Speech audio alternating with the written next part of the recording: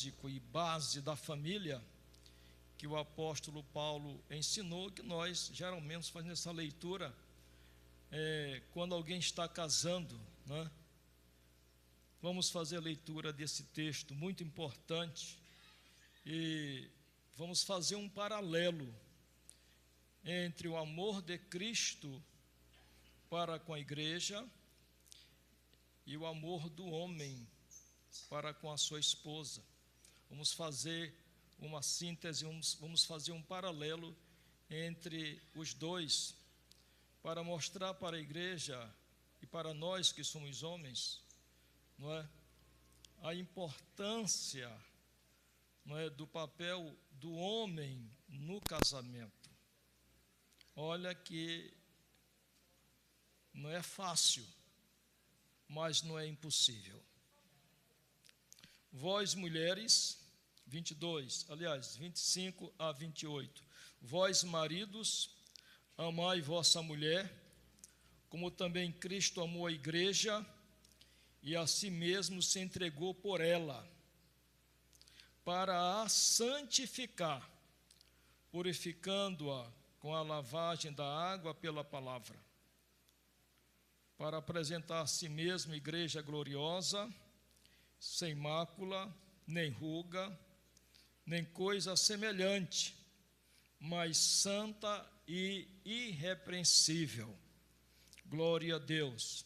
Assim devem os maridos amar a sua própria mulher, como a seu próprio corpo. Quem ama a sua mulher, ama-se a si mesmo. Glória a Deus. Olha, como Cristo amou a igreja, Ele deseja também que nós, maridos, venhamos ter esse mesmo amor que Ele teve pela igreja, o mesmo amor que nós devemos ter também por nossa esposa. Olha aí, é o grande desafio para o jovem cristão, para o homem cristão. O homem que não conhece a Deus, ele não conhece essa dimensão deste amor, a profundidade deste amor, porque ele não conhece a Deus. Mas para nós que conhecemos a santa e poderosa palavra do Senhor, e nós conhecemos o que Jesus fez para comprar esta igreja com seu próprio sangue e com a sua própria vida, assim também deve ser o nosso amor por aquela que Deus nos deu. A nossa responsabilidade como cristãos é muito maior do que uma pessoa que não conhece ao Senhor. A responsabilidade do homem diante de Deus e o casamento envolve um grande esforço, é esforço mesmo, e até mesmo renúncia concernente ao que o apóstolo Paulo ensina a respeito de amar a esposa. A esposa, queridos, é um símbolo da igreja e Cristo. A esposa é um símbolo da igreja e Cristo. Por exemplo, no Antigo Testamento, nós, tanto no Velho quanto no Novo Testamento, usam o casamento como analogia central da união de Deus e Israel. O casamento no Antigo Testamento, existe a analogia entre Deus casando com Israel, com a nação de Israel. Já no Novo Testamento, na graça, é a união entre Cristo e a sua igreja. Então, hoje o casamento equivale à união de Cristo e a sua igreja. Então você vê, queridos, que é uma grande responsabilidade quando nós assumimos uma responsabilidade de cuidar de alguém que Deus nos deu, não é? Que Deus nos deu. Compreender a profundidade dessas analogias é crucial para nos ajudar a determinar o próprio fundamento no qual um casamento verdadeiramente cristão baseado. Se eu creio que o propósito principal do casamento é servir de modelo do amor de Deus por sua igreja, começarei e manterei esse relacionamento com uma motivação inteiramente nova, como disse o apóstolo Paulo em 2 Coríntios, capítulo 5, versículo 9. Olha o que Paulo fala. Por isso, 5:9. Por isso, temos a ambição de lhes sermos agradáveis, que estejamos vivendo neste corpo, que o deixemos. Uma outra versão, Paulo fala, pelo que muito desejamos também ser-lhe agradáveis, que presentes, que ausentes. Queridos irmãos, quando nós entramos, quando Paulo fala aqui, ambição de sermos agradáveis, não é aquela ambição para maltratar alguém, não. A ambição de fazer o melhor, de ser mais agradável a Deus. Trazendo para o casamento, quando nós casamos, a nossa ambição deve ser exatamente nós termos uma família abençoada, cuidarmos da mulher que amamos, dos nossos filhos, da nossa família, sermos um pai presente, um pai amigo, companheiro, um pai que orienta a sua família, que seja exemplo. Então, se a nossa ambição, quando entregamos a nossa vida para Jesus, é de sermos agradáveis a Ele, fiéis a Ele, assim também deve ser na relação a dois, sermos agradáveis e fiéis àquela que Deus nos constituiu como esposa. O casamento deve ser um lugar de reconciliação constante. É verdade, às vezes o casal se desentende, mas o desentendimento não é suficiente para uma fissura, não é para acabar o casamento.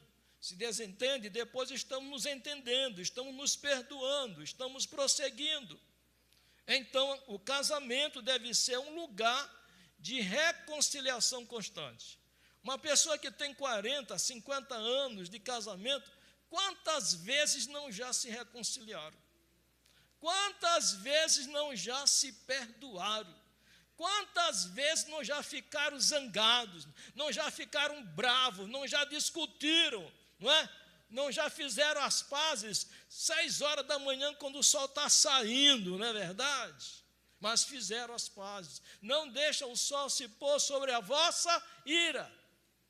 Mas tudo isto, todo esse contexto, é porque as pessoas não querem sair da relação. Eles querem se acertar, eles querem se perdoar. Olha, isto aqui nós precisamos nos perdoarmos para a gente prosseguir. Então, meus amados, há uma antiga história rabínica sobre como o local do Santo Templo foi iniciado por Deus. É apenas uma história, não é história, uma história, não é? 2 irmãos trabalhavam em um campo de propriedade de ambos, em um moinho que também pertencia aos 2. Todas as noites, eles dividiam o grão que haviam produzido e cada um levava a sua porção para casa. Um irmão era solteiro, o outro casado e tinha muitos filhos. O irmão casado chegou à conclusão de que o solteiro não teria ninguém que cuidasse dele quando fosse velho.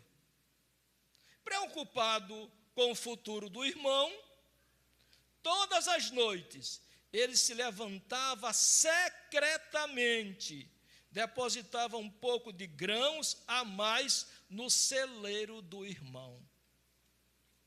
Uma noite,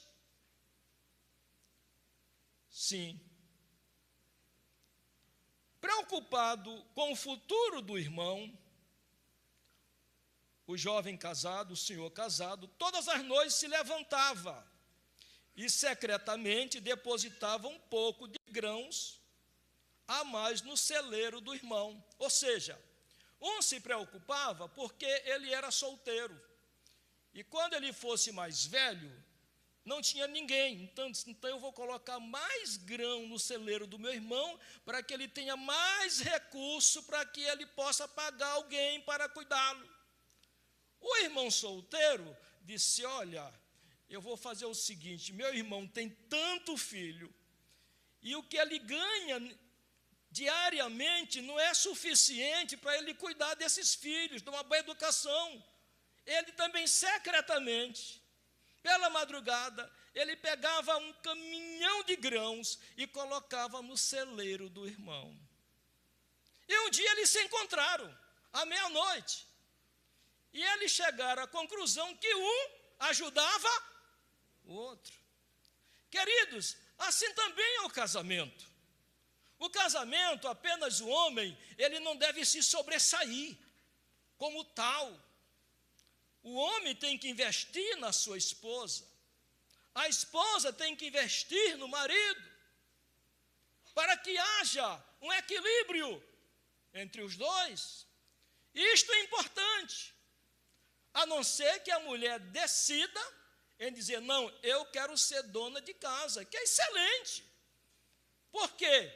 A mulher que é dona de casa, que fica em casa cuidando dos seus filhos, sempre foi assim. E às vezes o resultado a gente vê no futuro, aqueles filhos servindo a Deus, porque a mãe ali no lar tinha mais tempo para os seus filhos, orientava mais intensamente os seus filhos, acompanhava mais os passos dos seus filhos. E às vezes, quando nós saímos, a família hoje, quem cria é a empregada, é a secretária que cria. E a gente não acompanha o crescimento dos nossos filhos, porque às vezes tem 2, 3, quando a pessoa tem condição para cuidar dos filhos. E às vezes não dá certo. Queridos irmãos, assim deve ser o casamento. Aqueles 2 irmãos se abraçaram e conta a história. Deus viu o que aconteceu e disse: esse é um lugar santo, um lugar de amor, e aqui meu templo deve ser construído. Uma história. Porque, queridos, onde habita a união, onde habita a comunhão, não quer dizer que onde tem união e comunhão não tenhamos pontos de vista diferentes. Não, nós não somos iguais, nós somos diferentes. É por isso que nós nos desentendemos, porque aquilo que você acha que é legal para você, para o outro não é. Pontos de vista diferentes. É por isso que tem que haver o acordo, não é? Respeitar a individualidade de cada pessoa. Ninguém muda ninguém, queridos, quem muda é Deus. E o homem muda a partir do momento que ele reconhece que o que ele faz, o que ele procede, não está correto. Ele já mudou 50% quando ele reconhece que ele está errado. Os 50% deixa Deus agir. Mas só você reconhecer o que você faz não é nobre, não glorifica a Deus, você já está no caminho certo. O casamento, ele pode ser esse lugar sagrado, onde cada um investe na felicidade e no bem-estar do outro. O local de um relacionamento que proclama o amor de Deus ao mundo. Os pais da igreja, eles reconheceram que a analogia da reconciliação é o maior objetivo do casamento, apontando como um sinal para a união de Cristo com a sua igreja. Paulo explora isso em Efésios 5, 22 e 23. Vós, mulheres, sujeitai-vos a vossos maridos como ao Senhor, porque o marido é a cabeça da mulher, como também Cristo é a cabeça da igreja, sendo ele o próprio, sendo ele próprio o Salvador do corpo. Então, Paulo, ele coloca de forma bem clara e objetiva a posição da mulher na relação. E quando esta mulher ela é amada, ela não tem nenhuma dificuldade em dialogar com seu esposo, em pontuar para o seu esposo, respeitosamente, não é? Discutir algumas situações do lar, da família. Esse deve ser o papel da mulher. A mulher não deve ser uma mulher silenciosa. A mulher silenciosa, ela sofre muito mais do que a mulher que quer explicações. Ela quer ter clareza da sua relação. Isto é importante na vida da mulher, ela está certa. A mulher é um ser humano, como homem. Claro que temos particularidades diferentes, é verdade. Então, é necessário que esta união, esta comunhão, seja algo aberto, amável, afável, para que eles possam ter segurança, tanto o homem quanto a mulher, nesta relação. A questão-chave é a seguinte: vamos abordar o casamento com uma visão centrada em Deus ou uma visão centrada no homem? Existem muitos casamentos com uma visão centrada no homem. É uma desgraça. O nosso casamento, queridos, nós que somos cristãos, tem que ser uma visão centrada em Deus, na sua palavra, aleluia, porque ela sim é lâmpada para os nossos pés.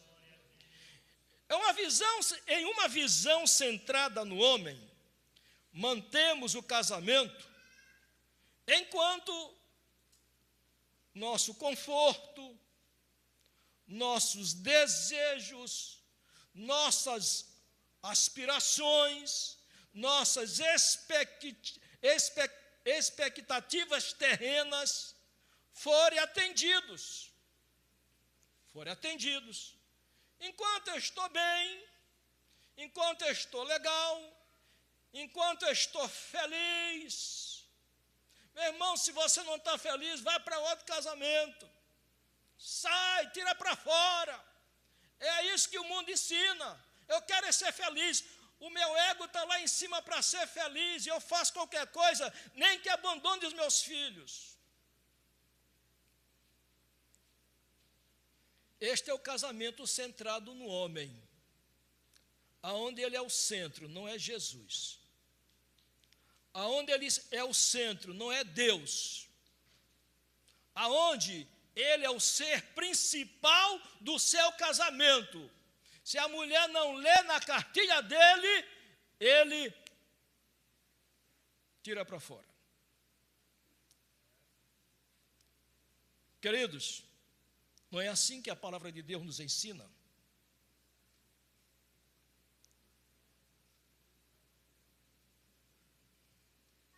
Essas pessoas não têm perspectiva da vida eterna, mas nós temos a perspectiva do céu. Louvado seja o nome do Senhor. Neste tipo de casamento pode-se aplicar o provérbio. Um provérbio que fala: eles sonham no namoro, mas acordam no casamento. Entenderam? Sonham no namoro, mas acordam no casamento. Porque ao chegar no casamento, vê que o casamento não é uma coisa qualquer. Envolve responsabilidade. O homem que casa, ele não pode ter mais responsabilidade de solteiro. Agora é homem casado, com responsabilidade. Tem gente que casa, mas quer ser solteiríssimo, né? Quer ser solteiro, anda até sem a mulher de um lado para outro. Até casado eu sou, mas a mulher está em casa. Meu irmão, você é casado. Você tem que cuidar da tua casa, da tua família, do teu lar. Se você é cristão, aprenda. Você precisa conhecer mais a palavra de Deus, para que você cuide mais da mulher que Deus te deu e que você escolheu. Então, meus queridos, eu espero que você sonhe no casamento e continue sonhando, aliás, sonhe no namoro e continue sonhando no casamento coisas melhores para a tua vida. Louvado seja o nome do Senhor. É uma visão centrada em Deus. Preservaremos o casamento, porque isso traz glória a Deus e aponta um mundo pecador a um Criador reconciliador. Mais do que ver o casamento como um consolo mútuo, devemos vê-lo, queridos, com uma imagem da notícia mais importante que os seres humanos já receberam, de que existe um relacionamento divino entre Deus e seu povo.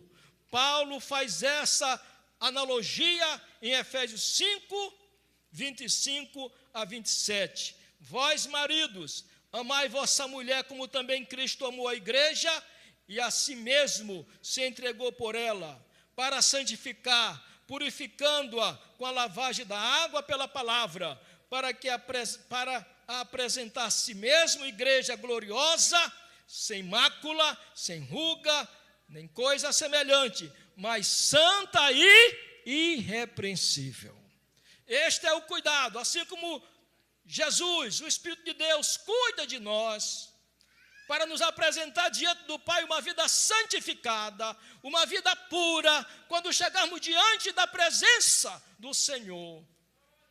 Assim também, queridos, no casamento, nós devemos de usar todas as nossas ferramentas para podermos ter paz, ter união, porque em volta de nós, os nossos filhos estão nos observando. Os nossos filhos sabem se nós somos exemplos de cristãos, de servos de Deus, de marido para eles ou não, porque eles convivem conosco. Que possamos refletir acerca disso. Alguém perguntou para Jesus qual era o maior mandamento. Mateus 22, 34 e 40. Mateus 22, 34 e 40. Nós vemos nesse texto, irmãos, que não era suficiente apenas amar a Deus. Não era suficiente apenas amar a Deus de todo o coração, de toda a alma e entendimento. Este é o primeiro e maior dos mandamentos, disse Jesus. Mas o segundo, semelhante a este, de amar a Deus, amarás o teu próximo como a ti mesmo. Meus queridos, se você realmente quer agradar a Deus, deve amar os outros até os seus inimigos, quanto mais a mulher que você escolheu para ser a tua esposa. É o desafio, meus irmãos, que os homens estão sobre os seus ombros, de amar a mulher. E quando você ama a mulher, vocês têm uma vida longa. Apenas a morte os separa. Apenas a morte vai separar. Porque ali o amor não é uma utopia. Não, o amor, ele é real. Mesmo com as suas desigualdades. Mesmo com os pontos de vistas de um e do outro, mas existe compreensão, existe respeito, aleluia. não tente mudar ninguém, porque você não vai mudar, mas um joelho no chão, aleluia, e o Espírito de Deus, aleluia, é capaz de mudar a vida e o entendimento de qualquer ser humano debaixo, em cima da terra. Então, amarás o teu próximo como a ti mesmo. O casamento, irmãos, cria um clima no qual este amor passa pelo teste mais difícil. O problema é que o amor tem que ser conquistado, perseguido, desejado e aprendido. Mas, pastor, a gente aprende a amar? Aprende. Você não nasceu amando. Ninguém nasce amando. É aprendido no lar, na família. Às vezes alguém vem de um lar que não teve amor, só teve espancamento, né? Só teve tristeza, angústia. A mãe falando para a filha que todo homem é igual, todo homem é parecido, o homem não presta. Coitada, o casamento dela não deu certo, sofreu, era saco de pancada.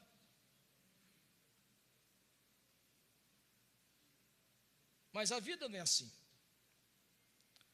Todas as pessoas que entram pelo caminho da generalização, eles entram pelo caminho errado.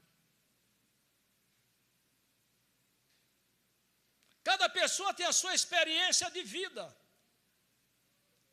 Muitas vezes um bom conselho, uma boa orientação muda a nossa forma de ver o mundo, de ver os problemas. Por exemplo, uma palavra hoje para a família. Eu tenho certeza que alguém vai sair daqui aprendendo alguma coisa, que não vai mais agir como vinha agindo. Por quê? Você se confrontou a si mesmo, e você vai ter a humildade de dizer, não, estou errado, eu vou me corrigir.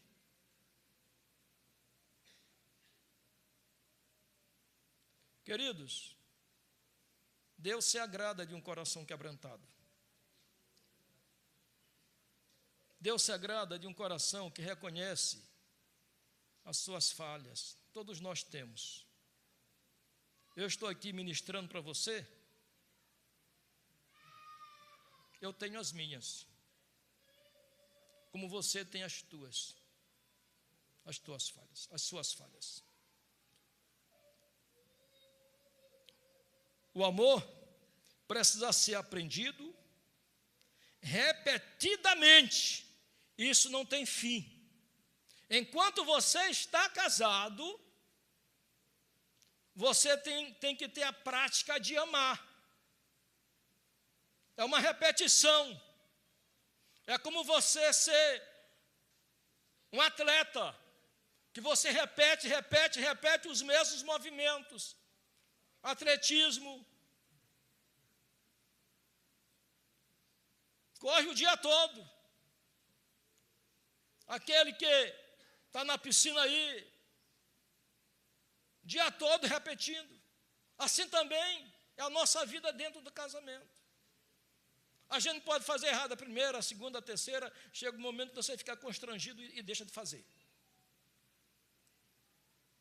Porque você tem entendimento. E se você tem o Espírito de Deus, Ele vai tratar com você. Quando você colocar a tua cabeça no teu travesseiro. Sabe por quê? Porque Ele nos repreende, porque Ele nos ama. Aleluia. Jesus te comprou com seu precioso sangue, e você é precioso aos seus olhos. Amém? Quando Deus diz, estou fazendo novas todas as coisas, Apocalipse 21:5, a palavra fazendo, irmãos, está no presente, é um processo em andamento. O casamento é um processo em andamento. Em andamento.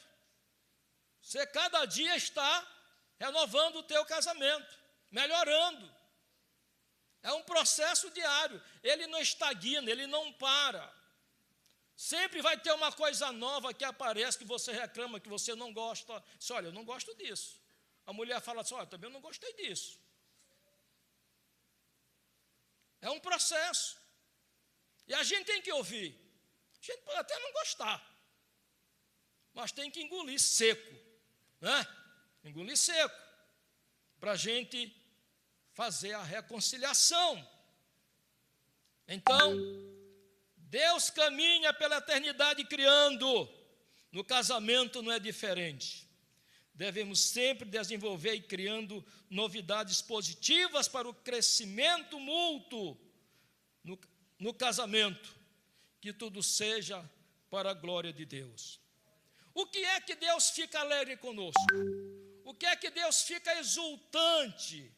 Não é? Quando nós estamos casados e no casamento, o que é que nós fazemos no casamento que Deus fica alegre conosco? Que Ele fica exultante conosco. Paulo ensina, irmãos, que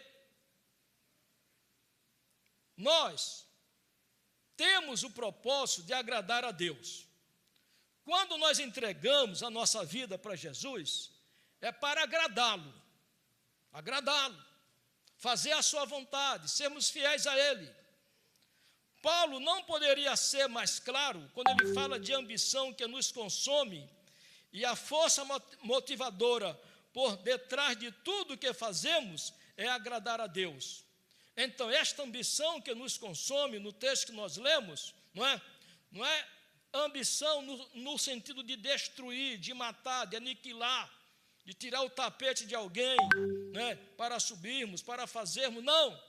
Mas é o desejo de servir a Deus, é o desejo de andar com Deus, é o desejo de fazer a sua vontade, aleluia. Então, é o desejo de agradar a Deus. Paulo não diz que esta ambição nos consome, ele supõe que essa também seja a nossa, ou seja, o propósito de agradar a Deus. Então, quando nós entramos no casamento, que nós nos casamos, o nosso propósito é de agradar a esposa que nós escolhemos e que Deus nos deu, aleluia. Deve ser este propósito de agradar aquela que Deus nos deu para casar.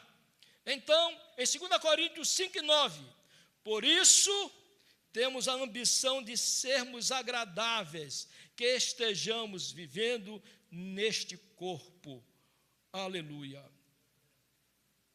O propósito principal do casamento, além de felicidade, além da expressão sexual, companheirismo, cuidado mútuo e provisão ou qualquer outra coisa, é agradar a Deus.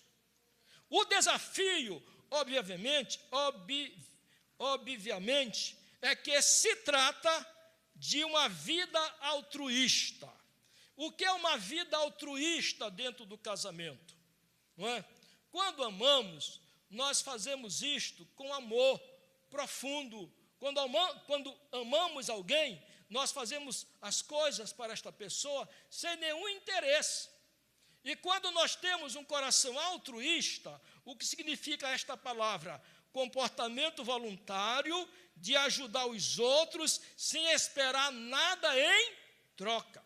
Então, no casamento deve ser assim: você ajudar, a mulher me ajudar, eu ajudar a esposa sem querer nada em troca. A gente faz isto porque dentro do casamento, já que nós somos a mesma carne, não é? Somos a mesma carne, o nosso desejo é de cuidar um do outro, certo? Nós somos uma só carne, então precisamos amar e cuidar um do outro. Em vez de perguntar, o que me faz feliz? O que me faz feliz? Devemos perguntar, o que faz Deus exultante? irmãos? Será o que eu estou fazendo no meu casamento? Deus vai ficar exultante com o meu ato?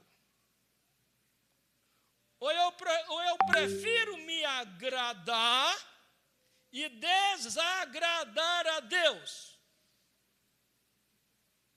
Quando Deus é o centro do nosso casamento, nós pensamos antes de fazermos o que nós não devemos fazer.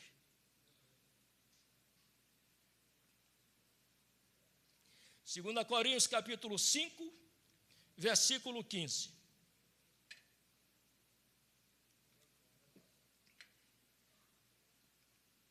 E ele morreu por todos, para que aqueles que vivem já não vivam mais para si mesmos. Olha aí. No casamento, nós não vivemos mais para nós mesmos. Porque o egoísmo e o ego, ele tem que ser aniquilado no casamento. Foi assim que Jesus fez para com a sua igreja, irmãos. Mas para aquele que por ele morreu e ressuscitou, aleluia. E ele morreu por todos, para que aqueles que vivem já não vivem mais para si mesmo. Ou seja, muitos para aquele que por ele morreu e ressuscitou, mas para aquele que por ele morreu e ressuscitou. Então, Jesus, ele morreu pela igreja. Morreu pela igreja. Ele deu a sua vida pela igreja. Ele se entregou totalmente pela igreja. Ele cumpriu o propósito do Pai. Olha o tamanho do amor de Jesus pela igreja, por sua noiva. Assim também deve ser este amor de Cristo, que entregou a si mesmo, em agradar o outro, ter um espírito altruísta, para que possamos viver bem na nossa família. Irmãos, uma família unida é uma bênção. Uma família onde a fidelidade, a sinceridade permeia o ambiente, é bênção. Onde Jesus é o centro, é bênção para a glória do seu nome, aleluia. Como cristão, não tenho escolha como cristão. Tenho essa dívida com Jesus. Preciso viver por Ele, preciso fazer dele a paixão que me consome e a força motriz de minha vida. Para alcançar isso, tenho que morrer para os meus próprios desejos todos os dias. Todos os dias. Se meu casamento contradiz minha mensagem, estou sabotando o alvo da minha vida. Meus amados, a hipocrisia é uma coisa terrível na vida das pessoas. Às vezes alguém pode ensinar e não viver o que ensina. Não é verdade? A família não é aquilo que ele ensina. Então devemos lutar para vivermos o que ensinamos, para a glória de Deus. Isso não quer dizer que seja só o pastor da igreja. É cada cristão que tem a promessa de morar no céu com Jesus, aleluia. Lá no teu ambiente de trabalho, lá na faculdade, lá no seu trabalho, lá na sua empresa, ali, você é uma testemunha do Deus vivo. Você é uma testemunha daquilo que Deus tem feito na tua vida e na vida da tua família, aleluia.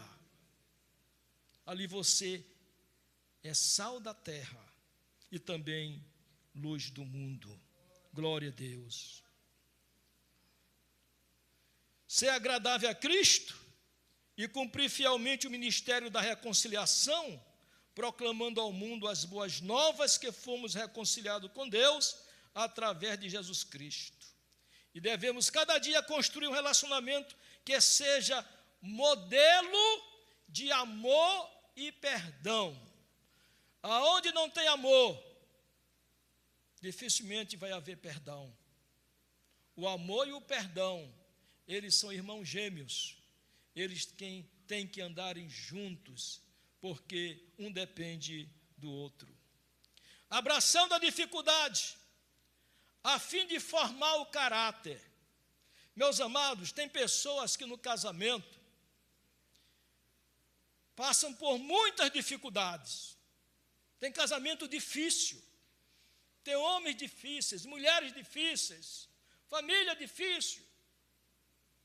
Uns sofrem mais do que outros. Você pode perguntar, será que eu casei errado?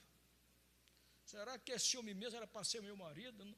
Eu não merecia uma coisinha melhor, né? Essa mulher, será que essa mulher tinha que ser minha esposa? Meu Deus, será que eu não merecia uma coisa melhor, não?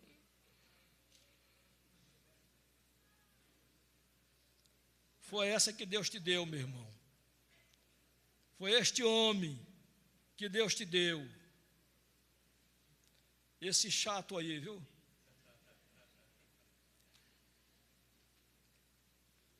Irmãos, o Monte Everest é o ponto mais alto da Terra. É o ponto mais alto da Terra. Os geólogos acreditam que ele foi criado pela colisão do continente indiano e a Eurásia.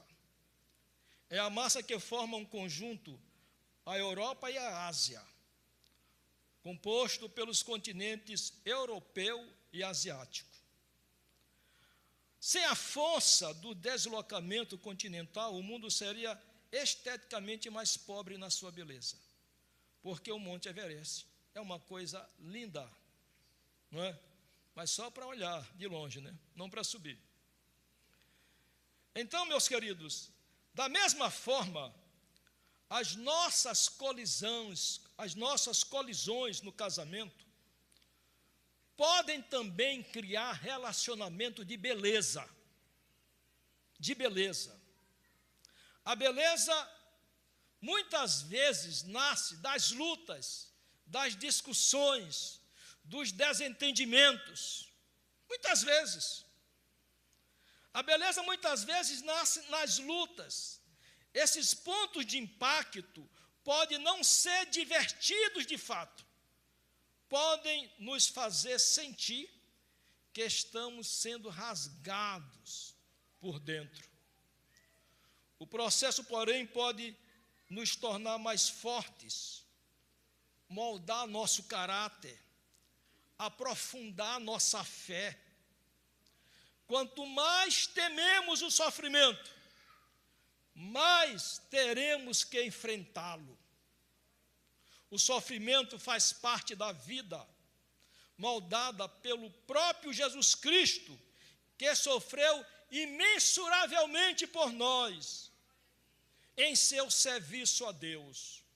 O serviço que ele veio fazer aqui na terra foi um serviço árduo e penoso, mas ele não reclamou. Ele apenas, quando chegou na cruz, disse: Pai, passa de mim desse cálice. Mas você não vê ele reclamando do penoso trabalho das suas mãos.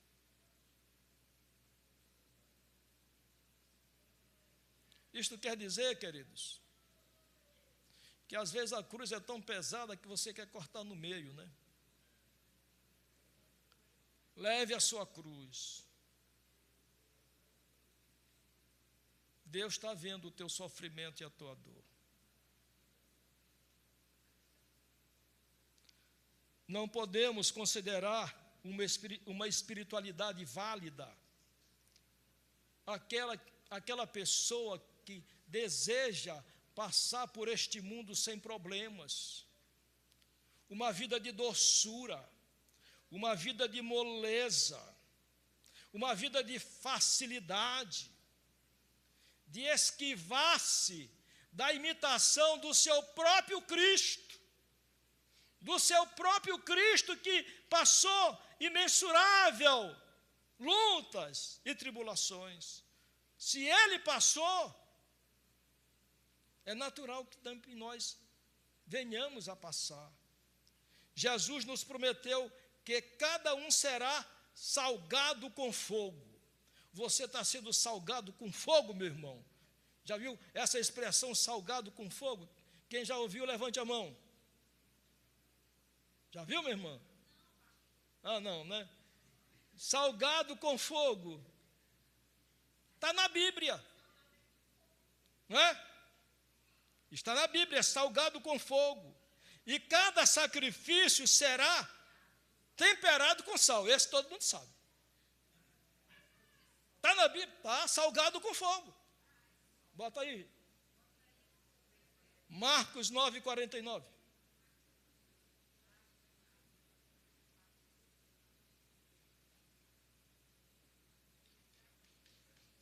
Porque cada um será salgado com fogo, e cada sacrifício será salgado com sal. Irmãos, tem gente que está sendo salgado com fogo, não é nem com sal. É luta. Diz, pastor, eu estou no fogo. Negócio não é casa, estou no fogo, pastor. Não é? Estou sendo salgado no fogo. Não é nem com sal. O sal, meu irmão, tu pode colocar ali dois pedacinhos de sal, né? Não fica nem tão salgado, mas o fogo um pouquinho, ai! Até um fósforo que você coloca, ai! Ali é pólvora, né? A pessoa sente logo. Mas, meus queridos, se você está sendo temperado com fogo,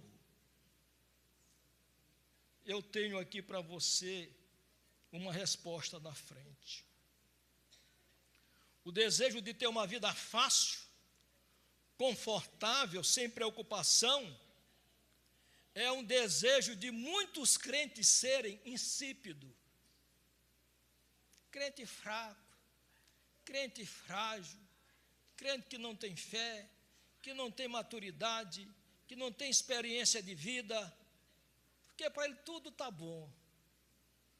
É insípido, é como o sal, não serve para salgar, não serve para servir a Deus. Ou seja, um cristão imaturo, nosso Senhor tem soberanamente ordenado que o nosso processo de refino aconteça através das dificuldades e não em torno delas. É nas dificuldades, não é em torno delas, não. É você vivenciando a tua experiência, vivenciando a tua dor, vivenciando a tua decepção, a tua tristeza, a tua angústia.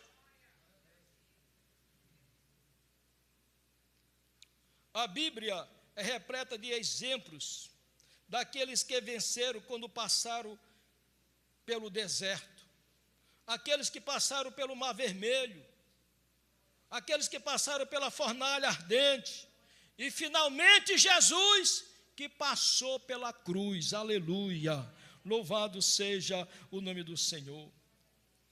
Deus não protege, meus queridos, os cristãos de seus problemas. Ele os ajuda a caminhar vitoriosamente através de seus problemas. Você não vai dizer, Jesus, me livra dos problemas. Alguém ora assim? Jesus, me livra dos problemas, Jesus. Jesus, então é o seguinte, eu vou te levar hoje. Ele não quer, não, Jesus, não, morrer não. No mundo tereis aflição. Glória a Jesus. Se seu casamento, irmãos,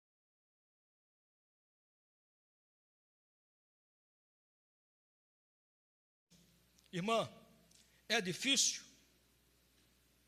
tem uma solução. dobre seus joelhos e agradeça a Deus. Agradecer a Deus, pastor, agradecer a Deus. Mas por que eu tenho que agradecer a Deus, pastor? Por ter te dado, irmão, uma oportunidade de um crescimento espiritual, aleluia, sem paralelo.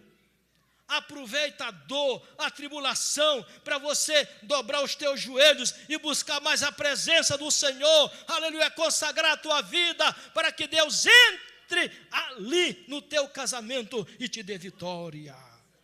É com oração que nós vencemos, meus amados, as lutas. É com os joelhos no chão. O telefone de Jesus, como diz aquela música, é 2 joelhos no chão, buscando a presença do Senhor.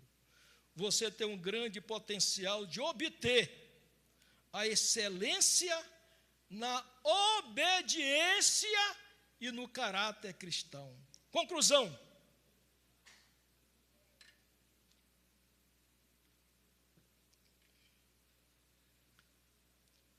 Muitas vezes, irmãos, voltando para o Monte Everest, os alpinistas, eles recuam diante de um trecho ou subida particularmente difícil e discutem. Eles descem, sobem, descem, mas encontraram uma situação difícil que coloca em jogo a própria vida deles, eles descem, para eles discutir como eles vão vencer, para ultrapassar aquele lugar difícil e dar sequência à sua escalada. É um tipo de esporte desafiador. Se o alpinismo fosse fácil, perderia grande parte do seu fascínio. Nossos relacionamentos podem ser vistos da mesma forma. Em vez de pensar imediatamente como podemos, se os alpinistas, eles estivessem lá no lugar, um helicóptero, olha, é o seguinte, já que não dá para a gente ir subindo, vamos entrar aqui no helicóptero, a gente chega lá no topo. Mas não é assim, não é fácil assim.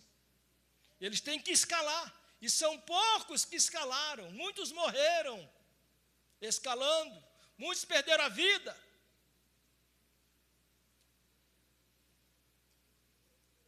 Mas é realmente difícil. Em vez de pensar imediatamente como podemos tomar um helicóptero para alcançar o topo, podemos abordar a situação como os alpinistas a pensar. Isso é realmente difícil? É um desafio, não há dúvida. Como vou continuar a amar esta pessoa diante disto? Assim como o alpinista desce para discutir a situação, se ele continua ou não, ou ele desiste, ou ele aborta a subida, assim também é no casamento. Existem situações muito difíceis, que é preciso diálogo, conversa, choro, lágrimas, oração, perdão, para que aquela fase difícil do casamento, ela seja ultrapassada e fica para trás. Faça a si mesmo esta pergunta: eu prefiro viver uma vida relaxada e sem problemas e permanecer imaturo em Cristo? Ou estou disposto a ser salgado com fogo, se através disso sou conformado à imagem de Cristo? Não é realista supor que o voto inicial de fidelidade conjugal ou nupcial conjugal será fácil de cumprir. Quando nós casamos, nós fazemos um voto diante do juiz, diante do pastor, mas eu quero dizer que é possível cumprir, é possível cumprir. sempre há um elemento de rompimento no contrato do casamento. Sabe por quê? A razão pela qual prometemos nos amar até que a morte o separe. Quando nós perguntamos se você deseja se amar até que a morte o separe, porque pode haver um rompimento no casamento. Então, esta é uma promessa que nós chamamos os nossos amigos, o pastor da igreja, as pessoas que a gente mais ama, chamar Deus para confirmar, e ali nós nos comprometemos a sermos fiéis até a morte. Precisamente, a sociedade sabe que uma promessa desse tipo será dolorosamente testada. Se não fosse assim, a promessa não seria necessária. Preciso crucificar meu egoísmo. Nós precisamos crucificar o nosso egoísmo. Algumas vezes confrontar e até confessar, porque a prática do perdão é essencial nessa caminhada. É um trabalho duro, mas vale a pena. Glória a Jesus. Quando casamos, nós somos mais exigentes, porque somos imaturos, estamos dando os primeiros passos do casamento, temos mais atritos, mas a proporção que os anos vão passando, vai chegando à maturidade, os filhos vão crescendo, e as discussões, as brigas, os desentendimentos, eles vão se tornando escassos. Você passa meses sem ter um problema com a esposa. Por quê? Porque o tempo te ensinou a amar, a ser mais misericordioso, a ser mais bondoso. O Espírito de Deus te ensinou a ser uma pessoa que tenha maturidade cristã. Não é qualquer besteira, não é qualquer coisa que vai te tirar do caminho. Com o tempo, cria-se, irmãos, um relacionamento de beleza, de confiança e de apoio mútuo. É isto que Deus deseja para as nossas vidas. Jovens, é bom casar. É bom nós termos responsabilidades no casamento. É bom você saber o teu papel, marido. Se você não sabe, procura ler. Lê a Bíblia. Compre bons livros nessa área, para você crescer, para você aprender, para que você tenha mais paz na tua vida e na tua família. Que Deus nos abençoe.